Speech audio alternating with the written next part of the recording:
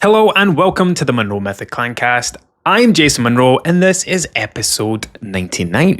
Now, slightly different setup today, trying to get better quality video for YouTube, better quality audio for Spotify, etc. So hopefully this goes well. Now, today, you might not know this, I have a broadcast channel on Instagram. Remember when it came out and everybody was getting added to broadcast channels and then everybody stopped caring about them because they're annoying? I have set one up and I've actually been using it recently to document me trying to lose a stone in 8 weeks. I'm almost done and it's only week 5. But yeah, I kind of changed the title of the broadcast channel, so you might be listening to this in the future. It might be named something else. But if you just go to my Instagram account, I think from your side, when you look at it, you'll see the broadcast channel. Just join it. I put some stuff in there, helpful stuff from time to time. But anyway, the point is, I reached out there a couple of days ago and asked those guys to give me some podcast ideas. What do you want to hear about? What do you want to know more about? And I quite liked the one about medication. So I'm using my phone to record as well, so I can't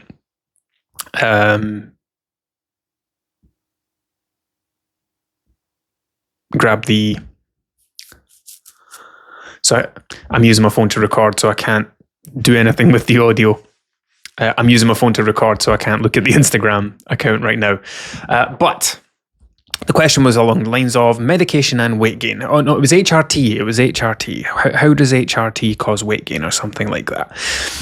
Here is something that I want you to remember for the rest of your life. There are very few medications in the world that actually cause fat gain. Okay, we're going to split your weight up into 2 parts here. We're going to talk about weight gain and we're going to talk about fat gain. Now, yeah, so fat gain, of course, comes from the consumption of excessive calories. Excessive meaning more calories than you specifically need. That's how you gain body fat. It's the only way to gain body fat. Now, like I said, there are medications in the world exist that can cause that to happen a little bit quicker, a little bit sooner, and it's highly unlikely that anyone listening to this is on them.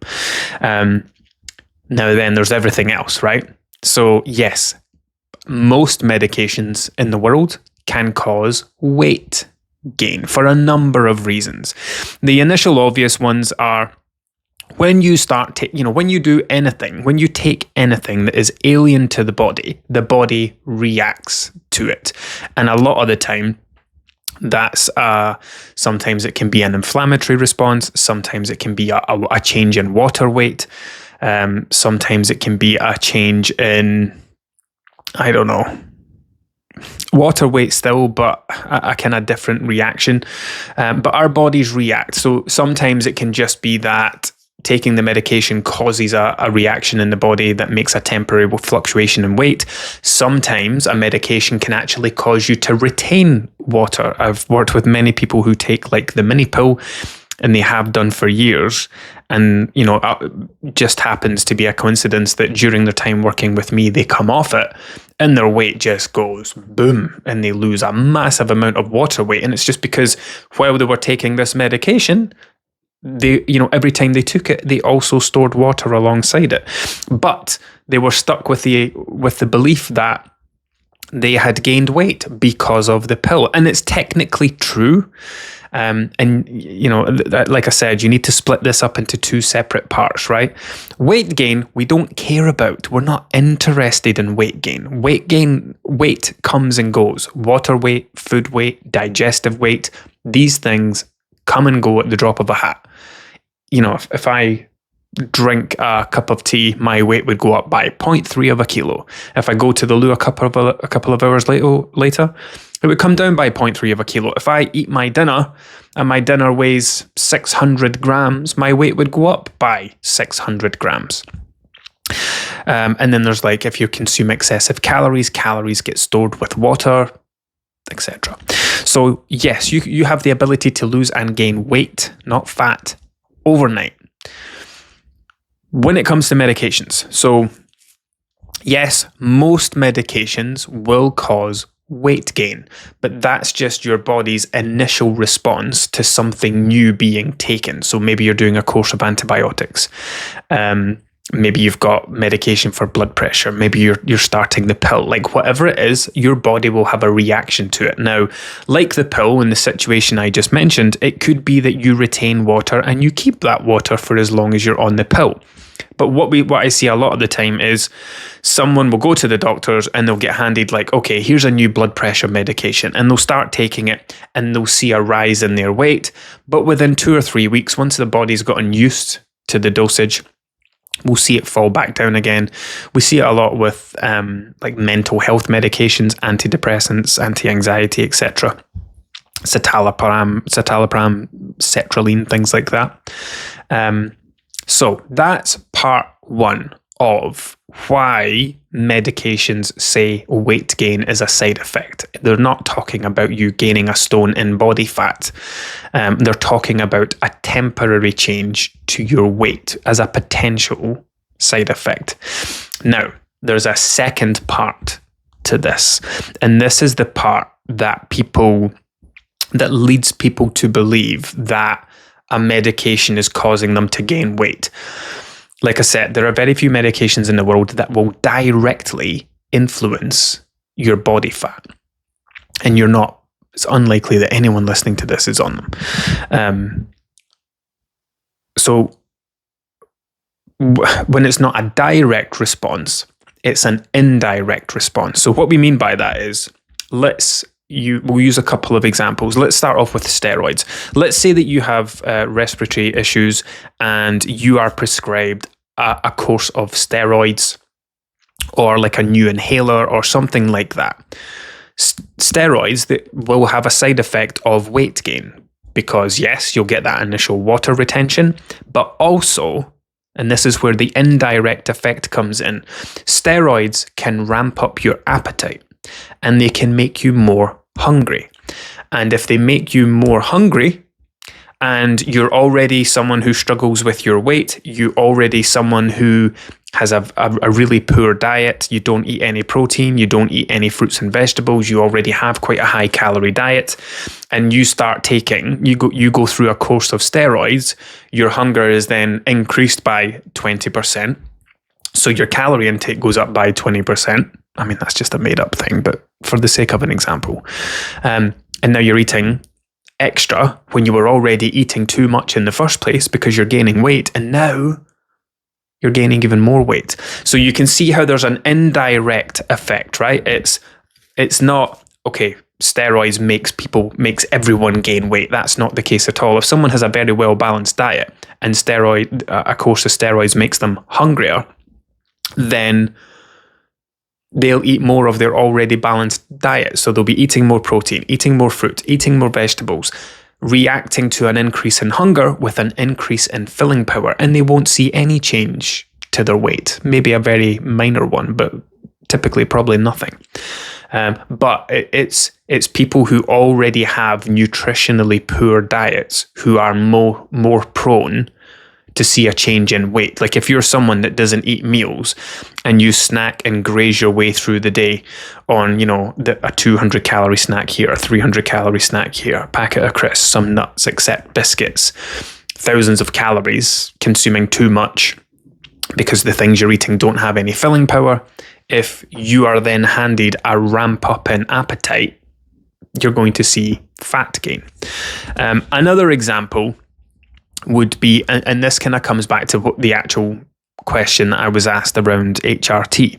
So HRT is hormone replacement therapy, something that women approaching menopause, perimenopause, or going through menopause will take to help try and regulate things and make life a little more bearable, shall we say. I've worked with hundreds of menopausal and perimenopausal women. I am now living with a perimenopausal wife who has just recently been to the doctors and starting to go down the route of potentially looking at HRT soon.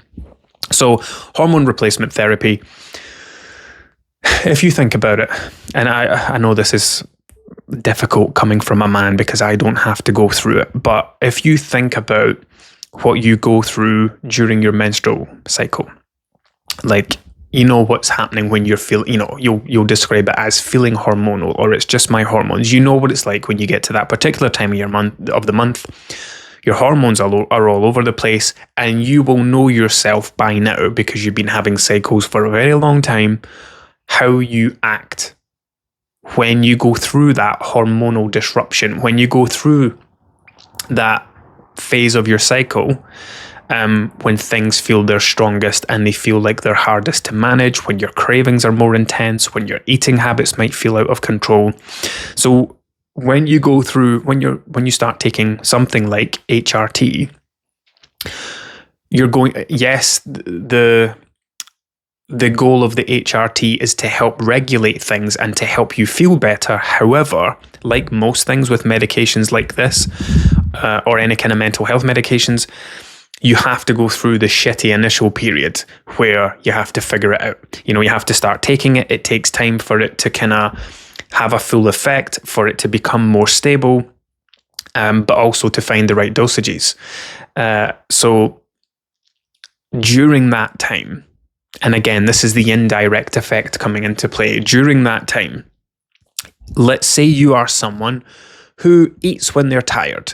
And again, if we're talking about menopause or perimenopause, one of the many symptoms that goes along with that is poor or disrupted sleep, restless legs, hot flashes, night sweats. These things make it more difficult to get good quality sleep. If you're not getting good quality sleep, you are going to be more tired. If you are someone who reaches for sugar when they're tired, who uses food to cope with tiredness, that's where the weight gain can come from. So again, it comes back to this indirect effect, right? It's almost like a chain reaction, right? You're not getting much sleep. The lack of sleep makes you feel like this. And when you feel like this, you usually eat like this. Then that's where we're getting to the point where there's the potential for your weight, body fat, to be influenced. Again, if we think about menopause symptoms like irritability, low mood, heightened emotional state, if you're someone that uses food to handle any of these things, like when you feel stressed or anxious or worried, or sad or upset or whatever it is, and the HRT is kind of exacerbating these things and amplifying these things, it leaves you exposed to doing more of what you normally do, right? And this, again, I guess this just comes back to like my core underlying message of everything to do with fat loss. Like if you think about, and you might not be going through menopause at the moment, maybe you might not be a woman, for God's sake, but you might not be going through menopause at the moment. You could be someone in their 20s, 30s right now listening to this. This would still, and because this episode isn't titled anything about menopause, you've kind of landed on it. But this is really important for you to know for the future, because if you continue to like yo-yo diet your way through life and continue to try and manage your weight through dieting, like Slimming World, Weight Watchers, treating the outcome, just trying to change the number on the scale while changing nothing about yourself. Oh, I've got a good story for you in a minute, actually. When let's say that you somehow manage to get to the weight that you want to be, and you're fighting tooth and nail to maintain it, you're battling against your eating habits, and then you reach the age of 40, 41, 2, 3, 4, 5, and you enter that perimenopause stage. Now you can't fight it anymore. Now you can't fight against it. Now you can't keep your eating habits under control. Now you can't maintain your weight because you never addressed any of those underlying habits. You didn't change. You didn't work on your relationship with food. You didn't work on your emotional eating. You've not created any new ways to cope with stress. You don't have a great sleep pattern. Your sleep hygiene's terrible. You scroll your phone past midnight, then wake up at 6 o'clock in the morning with an alarm, and all these things. I mean, if that's something you struggle with now, imagine what it's going to be like when you go through menopause. It's like, to bring it back to the steroid things, it's like how things are now, but on steroids. And then, so yeah, that's just HRT specifically, but there's a link there if we bring it over to like mental health medications. So if you're someone that experiences depression, anxiety, if you are taking things like, is amitriptyline one? I'm trying to remember all the ones that I've tried over the years when doctors just wanted to throw pills at me. Citalopram, not naproxen, that was for my back. Sertraline. I feel like amitriptyline might be one. But anyway, these kind of antipsychotics, anti-anxiety, antidepressants, these things by nature are supposed to fuck with your emotions, right? They are meant to mess up your brain in order to get it better again. So you start taking the tablets, and I think sertraline was the one that just turned me into a half asleep zombie. I didn't like that one. But again, when you start taking these things, they take like 4 to 8 weeks to actually start having an effect. And when they do, things might be better. Life might be easier to manage. It might be easier to navigate each day. But when you go through that initial process, and this is why they'll say that medications like this can lead to weight gain, again, it's coming back to, well, if you are someone who reacts to their mood, to their emotional state, to their anxieties, to their whatever, with food, and you start taking an antidepressant or an anti-anxiety or anti-whatever, anti-anything related to mental health, there's that period of disruption. So it can lead to weight gain, because if you, things are the way they are before you start taking the medication, then you start taking it, and for 4 to 8 weeks, things feel worse. Your eating might be more out of control. It might feel like it's more difficult to manage. But then on the other side, it might be easier to navigate. But by that time, you've already been overeating for 4, 6, 8 weeks. You've already been reacting to your mood, reacting to your emotions, using food to cope with your stress and your anxiety and your depression and all the rest of it. And then there's the sleep. It comes back to the sleep thing as well. If you're someone that uses food to get yourself through the day, to overcome that 3 p.m. crash because you're not getting enough sleep at night, the potential's still there. So things to take away from this: do medications cause weight gain? Yes, absolutely. Most of them will. When we put anything alien into the body in terms of medications, there's always some form of reaction. And that reaction can be something like temporary inflammation, temporary fluid retention. There's always a kind of reaction, especially when it's something that you're not used to or haven't built up a tolerance to, like paracetamol, aspirin, ibuprofen. You're unlikely to have a reaction to these things if you're someone that takes them regularly. But these kind of infrequent things where the doctor says, okay, we're going to put you on BP medication, or here's a course of steroids, here's a course of antibiotics, like whatever. These things, you tend to have more of a reaction to them because they're very alien. You might only take something like that or be prescribed that once every 3 years or once a year, like however often you need antibiotics.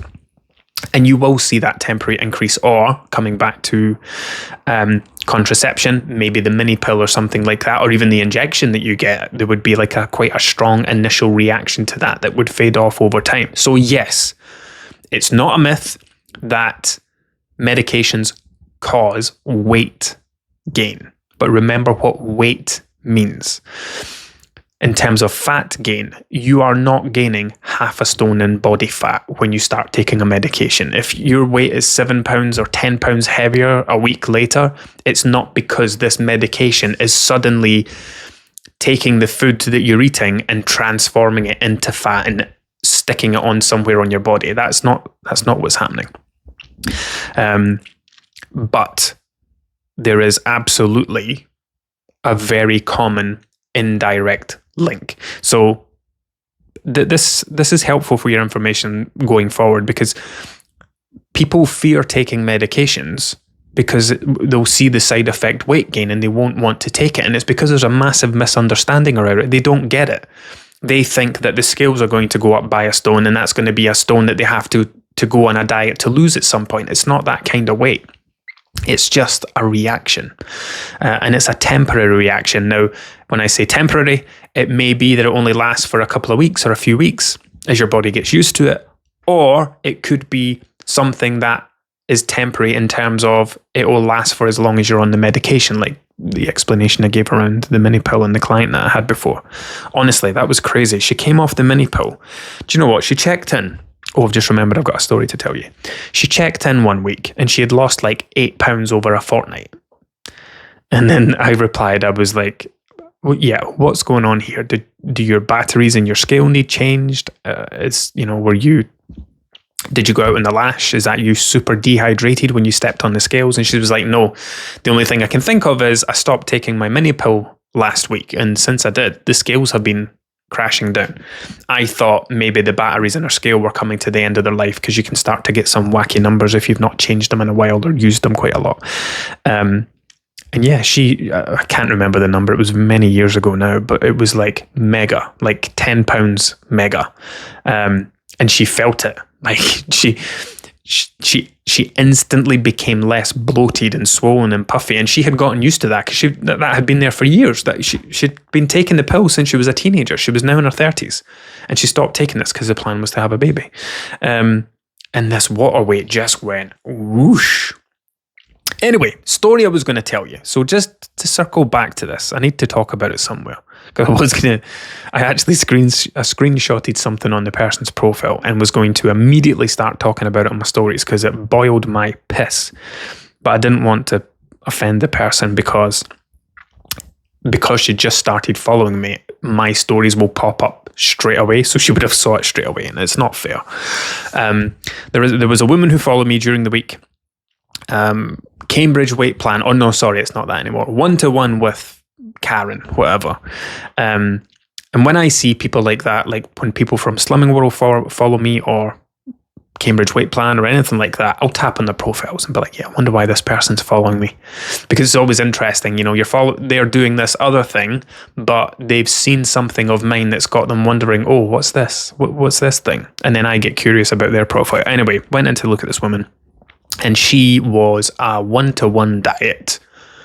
That's a Cambridge weight plan, CWP. If you don't know what 1-to-1 is, they had to rebrand because of all their terrible publicity of people having their gallbladders removed, gallstones lasered, or whatever it is they do to them. There are Facebook groups where people are all talking about their gallbladder removal and how much weight they lost with it having taken out and how many inches they've lost because of their surgery. It's fucking mental. And this is totally normalized. I've not spoken about this for a long time, but the 1-to-1 diet is probably the worst thing out there ever. It is a body destroyer. And that's why they had to go through a rebranding, because they had to give themselves a fresh new look, because there was far too much bad publicity associated with them. Anyway, this woman is a 1-to-1 diet. I think they call themselves consultants or agents or something. She has lost 6 stone, which is incredible. Absolutely incredible. She has no doubt added years on to the end of her life, improved her quality of life, and she will have experienced many benefits. Now, I just went onto her profile and there was a video. I was like, I want to hear her talking. And she started talking about emotional eating. And she's like, even though I'm maintaining a 6 stone loss, I battle with emotional eating every single day, and you've just got to get on with it. And I'm watching it like, no. The problem here is you took the shortcut. You skipped over dealing with your eating habits, and instead you just went on to shakes, and you had 600 calories a day. You lost a massive amount of weight, and now you're maintaining a 6 stone loss because you are financially dependent. Your body is your business. Your 6 stone loss is your business. And this is how many consultants, some of them struggle, but this is how many consultants maintain their weight, because they build a business around their body. And everything they sell is my 6 stone loss, my 6 stone loss. I lost 6 stone. Here's my story, sharing it constantly. So that becomes their business. They can't change it. They can't regain weight. In this particular story, she's talking about or this particular video, she's talking about her battles with emotional eating, how she struggles every single day. She doesn't think it'll ever go away. And I just sit and watch something like that. Like I said, the reason that you're battling with it is because you took you took a shortcut. You started the shakes. You had 600 calories a day. You managed to keep it up for long enough to lose 6 stone. And while it was an extremely unhealthy way to do it, you would have lost a massive amount of muscle. You would have lost bone density. You probably lost hair along the way. It's a horrifically restrictive diet that is so fucking unhealthy that it actually makes me get very annoyed, as you can hear. But anyway, she did it and it's done. People come to me after doing things like Cambridge Weight Plan or 600 calorie diets or whatever. They lose a massive amount of weight, and I say, look, and they'll come to me and say, look, I know it wasn't healthy, I know it wasn't right, but it's the only thing that helped me get into the zone. It's helped me get to where I want to be, but now I'm terrified I'm going to go back again. And then they'll come to work with me. And I think that's great, that they recognize that, they've now created a body that they don't know how to live in because you took a shortcut. You drank shakes for 6 months, you've lost a massive amount of weight. You don't know how to start eating food again without regaining weight. And so they work with me, and I don't mind that, because it's... People can battle with their weight for decades. And if they find that thing, that one thing that works for them, even if it's not ideal, or in this case, very unideal, if it gets them to where they want to be, great, but then they have to have a backup plan. It's like, okay, I did it the wrong way. It's helped me get to where I want to be. Now I need to do it right. Anyway, yeah, she took a shortcut, and I forgot how I started getting onto this earlier on now. It was something to do with not addressing your underlying habits. That lady who followed me is now living in a body that she doesn't know how to live in. And that's why every day feels like a battle. It's why every day she battles against her emotional eating. It's why every day she'll have to remind herself, I can't eat that, I can't do that. I've got to keep up this thing because my body sells my business. That sounds terrible, but you know what I mean. My weight loss, my weight transformation is what I make my living from. I daren't eat that. I can't have that chocolate. I better not have that takeaway, because if I start gaining weight, then my financial situation is going to change, because people aren't going to work with someone who can't practice what they preach, blah, blah, blah. And the final thing that really annoyed me was when I was going through her profile, a couple of weeks ago, she posted something about Halloween, and I've saved it because I am going to post it at some point. I'm going to accumulate them because all the Christmas ones will come out soon. And they share that thing where it's like, Halloween is in 12 weeks. How much will you lose? And granted, many of them are sensible. They'll say like £1 a week, £12, £1.50, £18, £2 a week, £24. Then you get the arseholes that go beyond that, and she did, right? £2.50, £3, £3.50, £4 a week. £4 a week. That gets to me. And I like to gather them up every year and put them together in a social media post. Yeah, £4 a week. You could... Nonsense. Anyway, enough from me today. I hope that's been helpful. Keep that in mind. Medication is not making you gain body fat. However, be mindful that certain medications might make you feel a certain way, whether that's an increase in appetite, an increase in hunger, changes to your mood, changes to your anxiety, disrupted sleep, whatever it is, and it's your reaction to how the medication makes you feel. That's where weight gain can potentially come from. And that should be incredibly empowering, by the way, because then you know that it's under your control. Like I said before, or I started saying, a lot of people worry and panic about taking medications that talk about weight gain as a side effect. They don't want to take them because they believe that, well, I'm going to take this and my weight's just going to go up and there's nothing I can do about it. I just have to accept that if I'm going to take this medication, then I'm going to gain a stone. It's not like that at all. It is completely optional. It is completely within your control.